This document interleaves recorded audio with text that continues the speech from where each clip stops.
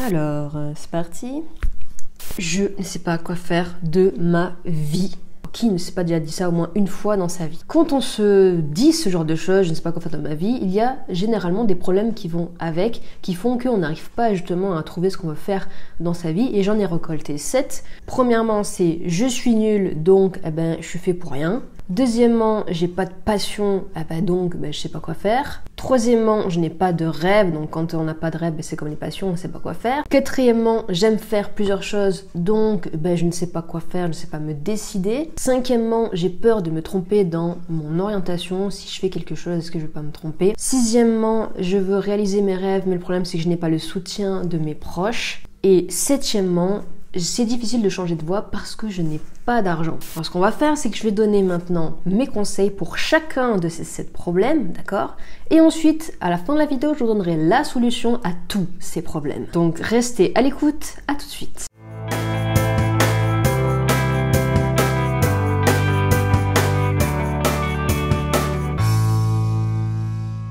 Alors premièrement, t'es nul. J'ai une question pour toi. Qu'est-ce qui te permet d'affirmer que tu es nul? Pourquoi? Parce qu'on te l'a dit une fois? Alors il faut généraliser? Ou alors parce que tu as connu plusieurs échecs? Alors ça veut dire que t'es nul? Alors justement à propos de l'échec, est-ce que tu t'es déjà dit que si tu échoues, c'est peut-être non pas toi le problème, mais le système dans lequel tu es? Ou tout simplement la méthode que tu utilises qui n'est pas la bonne par rapport à ce qu'il faudrait utiliser, par rapport à la situation. Par exemple, moi je sais que j'ai échoué quand je suis allée à la fac, j'ai tenté 2 fois, j'ai échoué 2 fois. Tout simplement, qu'est-ce que c'est qui me convenait pas? C'était le système, le fonctionnement de la fac. Cette façon, ce nouvel encadrement scolaire, j'aimais pas. Au début tu te dis, bon je suis nulle, j'ai de mauvaises notes, je suis une cancre à l'école, etc. En fait ça n'avait rien à voir avec moi, en fait ça avait à voir avec la méthode utilisée. C'est-à-dire le fonctionnement de la fac. Toi qui me regardes, peut-être que tu as la même situation, tu es dans un système qui te fait échouer. Non pas parce que c'est toi qui es nul, mais parce que c'est ce système-là qui ne te convient pas. Une façon de faire qui ne te convient pas. Tu utilises une méthode qui n'est pas adaptée. Ce qu'il faut bien comprendre, c'est que personne n'est nul. Pourquoi? Parce que tout le monde naît avec un potentiel. Pourquoi? Qu'est-ce qui donne le potentiel? Déjà, ce que tes parents te transmettent au niveau des gènes, au niveau de la génétique. Tu as des yeux, des bras, des jambes, un cerveau. Tout ça font que déjà naturellement tu as un potentiel. Et ensuite ton potentiel, il va évoluer en fonction de ta vie, ton éducation, ton expérience, tout ce que tu vas découvrir, tes rencontres, etc. Tout ça font que tu as un potentiel. Ce que j'appelle moi un potentiel de base. Tout ce qui demande à faire, ce potentiel, c'est de sortir, c'est de s'exprimer. Un potentiel peut s'exprimer de différentes manières. Par exemple, à l'écrit, parler, être conférencier par exemple. Peinture, en aidant des personnes. Toute manière d'exprimer est en rapport avec ton potentiel, ce que tu peux faire. Donc moi j'ai une question pour toi. Où as-tu envie de t'exprimer? Peu importe la façon. Deuxième phrase qu'on se dit, c'est « je n'ai pas de passion ». Alors, sur la passion, je ferai une vidéo prochainement, un peu plus en détail sur ça, sur mes conseils, sur mon avis sur la passion. Donc, abonne-toi pour être au courant quand elle sortira, d'accord, n'est-ce pas? Donc, selon moi, la passion existe de manière différente, sous différents degrés. C'est-à-dire que si aujourd'hui, peut-être tu penses que tu n'as pas de passion, c'est peut-être parce que tu la surévalues. Peut-être bien que tu en as une, mais elle n'est pas aussi forte que tu voudrais l'imaginer. Pourquoi? Parce que tu as ce cliché de la passion qui est hyper intense. Moi, je pense que la passion, comme je dis, a différents degrés. Donc, je te demanderai de te poser cette question-là. Qu'est-ce que tu aimes un peu? Qu'est-ce que tu aimes moyennement? Et qu'est-ce que tu aimes beaucoup? Qu'est-ce qui te fait oublier le temps qui passe? Essaie d'y réfléchir à ça. Troisièmement, qui te fait dire « je ne sais pas ce que je veux faire de ma vie », c'est « je n'ai pas de rêve ». Alors tout dépend de ce que tu entends par rêve. Si tu t'imagines un truc hyper irréaliste ou quelque chose qui est bien trop grand, c'est peut-être ça qui te bloque justement. C'est peut-être ça qui te fait dire que tu n'as pas de rêve. Alors qu'un rêve, ça peut être vraiment tout et n'importe quoi un rêve. Par exemple, un rêve, ça peut être quoi? Ça peut être monter son entreprise. Un rêve, ça peut être atteindre un certain diplôme. Un autre rêve, ça peut être partir faire le tour du monde. Notre rêve, aller travailler à l'étranger. Un autre rêve, aider juste simplement quelqu'un à faire quelque chose. Voilà, ça peut être vraiment sous toute forme. Ça dépend de toi en fait, ça dépend de tes besoins, ça dépend de ce que tu as envie de faire, tout simplement. Donc un rêve, c'est pas quelque chose de surréaliste, un truc qu'on s'imagine comme dans les films là. Non, c'est quelque chose qui doit être réalisable, mais qui correspond à tes envies, ce que tu veux faire. Donc, selon toi, qu'est-ce que ça pourrait être? Pense à n'importe quoi, petit, grand, mais en tout cas, ça doit appartenir qu'à toi. Si tu avais juste un petit rêve, ce serait quoi?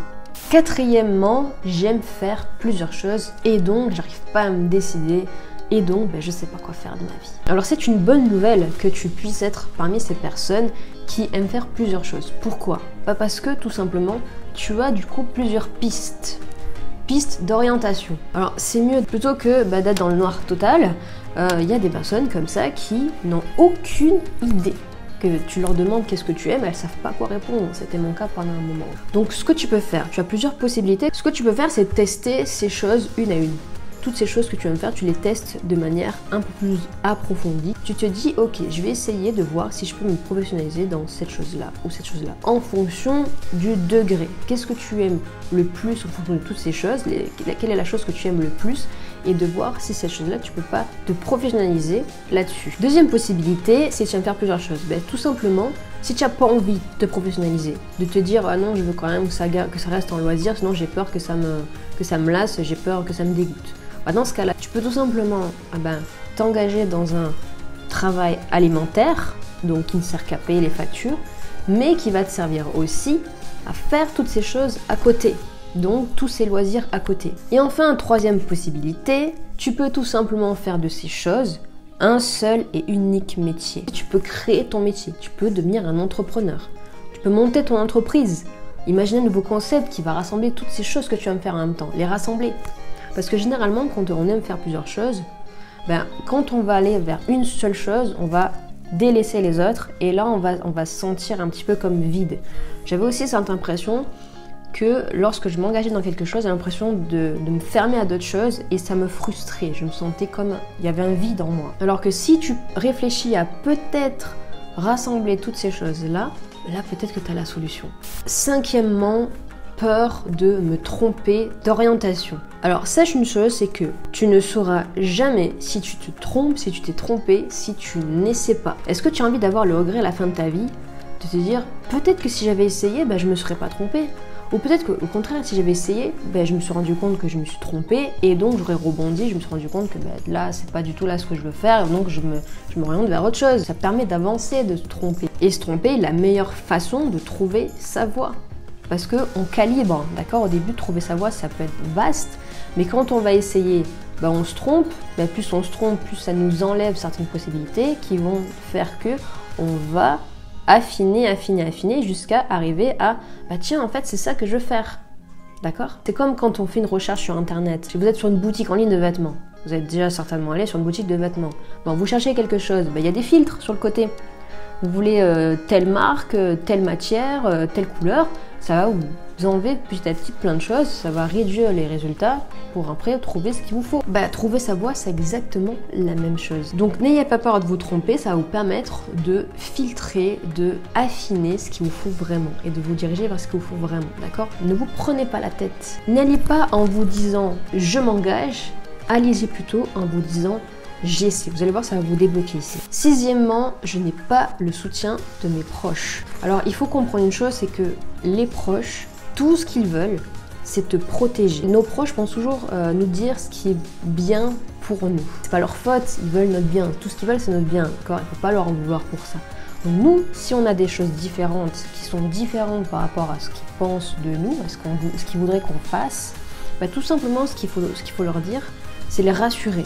Les rassurer sur nos objectifs, sur ce que l'on veut faire, sur comment on voudrait, selon nous, être heureux. Et leur dire, j'entends bien ce que tu me dis, j'en prends note, mais laisse-moi faire mon expérience, laisse-moi essayer ça. Si ça ne me convient pas, peut-être que tu auras raison en ce moment-là, mais il faut bien leur dire, laisse-moi essayer, laisse-moi faire. Il faut que je suive mon intuition, il faut que je vive pour ma vie. Et enfin, septièmement, changer de voie, c'est dur quand on n'a pas d'argent. Alors oui, bien sûr, il y a beaucoup de personnes qui sont dans cette situation. Sauf qu'il existe des solutions de financement. Et ça, il faut pouvoir se renseigner un maximum selon la formation que vous voulez faire. Il y a Pôle emploi qui finance. Par contre, Pôle emploi ne finance pas tout. En plus, il y a certaines formations qui qui finançait avant, que maintenant il ne finance plus, donc c'est réduit maintenant au niveau Pôle emploi. Mais il y a d'autres possibilités, comme par exemple, vous avez ce qu'on appelle le compte personnel de formation, le CPF. Tout le monde dispose de ce compte, il suffit simplement d'aller vérifier sur Internet, de se connecter sur Internet à ce compte-là, avec votre numéro de sécurité sociale. Vous tapez CPF compte, vous vous connectez à votre compte, vous tapez le numéro pour vous identifier, pour savoir combien vous avez sur votre compte CPF, et là vous allez voir apparaître une somme. C'est quoi? C'est tout le cumul par rapport à vos années de travail.